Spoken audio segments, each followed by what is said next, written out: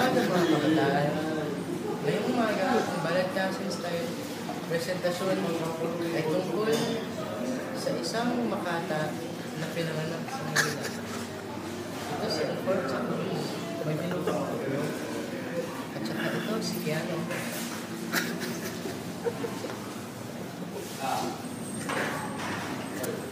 Ano po? Ngayong gabi, pag-uusapan natin kung ano ba talaga ang Balagtasan. Ano ang kakaiba ng Balagtasan ng debate? Alfonso, bigyan mo ako ng isang true fact ng Balagtasan. Balagtasan was pangalan ni Francisco Balagtasan. At saka ang Balagtasan ay may sukat na tugma. Walang sukat at walang tugma ang kailangan.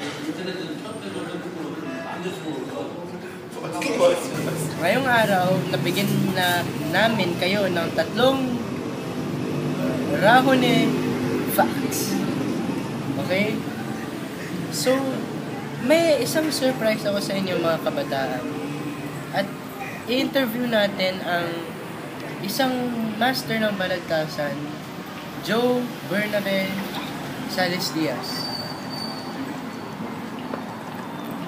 So, Joseph, anong masasabi mo tungkol sa Balagtasan at na-experience mo?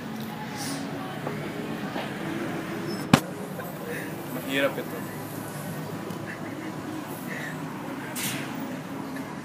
Yun lang masasabi mo? Mukha ba akong tanga, Joe? Pwede ka magbigay ng mas matalino na answer para mapaliwanag natin kung ano talaga yung secret para sa magaling na mangbabalagtas. Dapat hindi ka pikon at malinaw ka dapat magsalita. Joe, mukha kang nagdadrugs ah. Niloloko mo ba ako ngayon? Tawa kayo ng tawa. Gago ka. Sorry mga kabataan, hindi ready yung special guest natin. So, today, yun lang masasabi ko sa inyo. Tatapat natin ang camera kay Alfonso at tatanungin, sabi daw niya yabang matatalo daw niya si Keanu Oposa. Totoo ba yun, Alfonso? Oo, pano naman yun. Anong buwan naglaban yun? Ba't ka umiiyak, Alfonso? Hindi ako umiiyak.